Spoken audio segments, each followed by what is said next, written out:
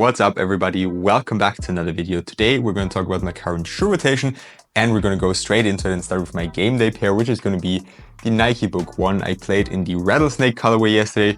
Not a big surprise that these are my game day shoes. If you've been following my channel or me on my other social media accounts, you'll know that the Book 1 is my absolute favorite performer as of right now. I just like everything about them. Traction performance is really solid. The solid rubber pairs work a little bit better in my opinion than the translucent pairs. The materials are very comfortable. While I do like colorways with synthetic materials a tiny little bit more, the leather pairs are just really cozy. The heel is extremely padded and comfortable, and that's also my favorite aspect about them. Just the cushioning setup in general, very comfortable in the heel and nice and low to the ground in the forefoot, just how I like it.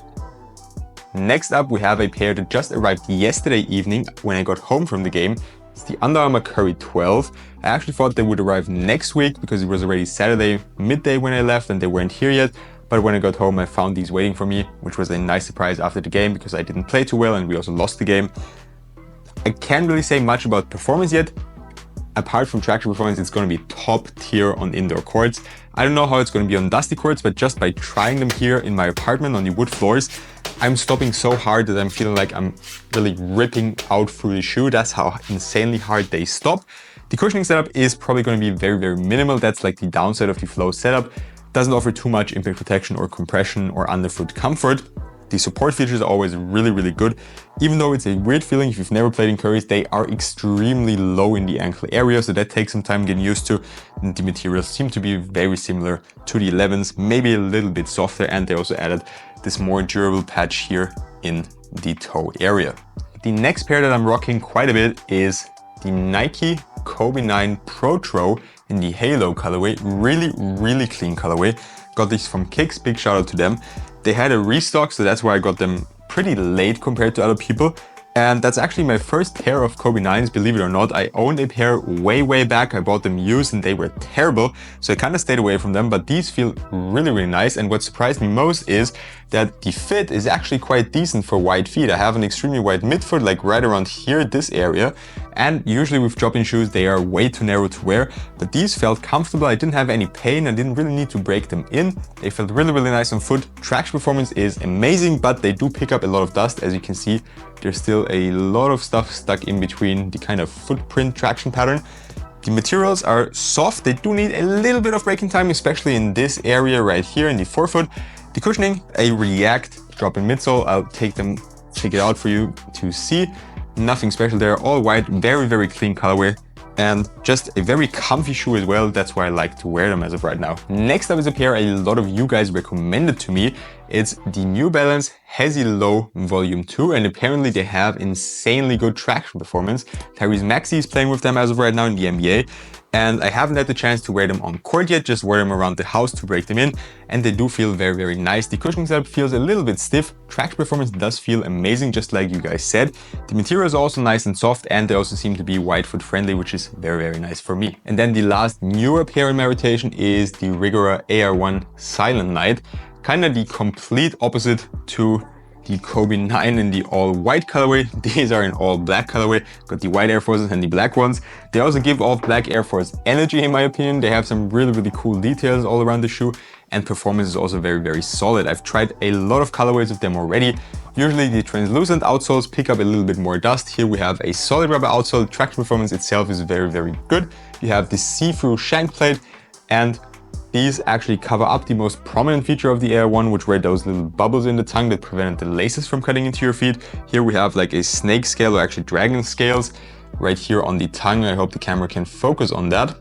Otherwise, I'll put a close-up over the video. Cushioning is really low to the ground. You don't get much out of it. I like to compare them with the Flow setup just because traction performance is good and the cushioning is really minimal. Support on the other hand is very good. The materials are stiff, and something to keep in mind if you want to cop them. In my opinion, they run short, so I would go up half a size. Next up, we have a pair that was in last week's rotation as well, which is the Puma All Pro Nitro Elite. I'm currently still testing them alongside some other pairs, and they are an amazing performer. I can say as much.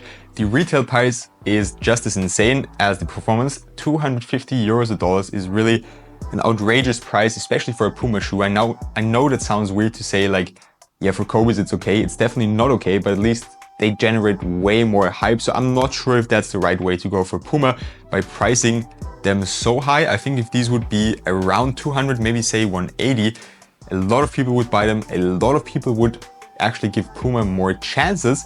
And I think that would help the brand more in the long run. But I'm also no marketing expert, so maybe I'm wrong. Let's see how it plays out. Just for performance, they are really a beast. Traction performance is way improved compared to regular All Pro Nitro, which picked up way too much dust. These don't pick up as much dust, and the traction performance itself is actually also way better. And the highlight of the shoe is definitely the drop-in midsole. I showed you the drop-in of the Kobe's already. And here we also have a foam drop-in. We have a full-length nitro foam midsole. But what makes these so special compared to other drop-in midsoles is that we have an integrated carbon fiber plate here in the midsole, or in the drop-in midsole, and it really feels amazing. For one, cushioning itself is very, very soft, and you get that nice torsional support from the carbon plate. So really, I'd say the best drop-in midsole I've tried. I also tried to put these in the Kobe 9s. It does work, although these are a little bit longer.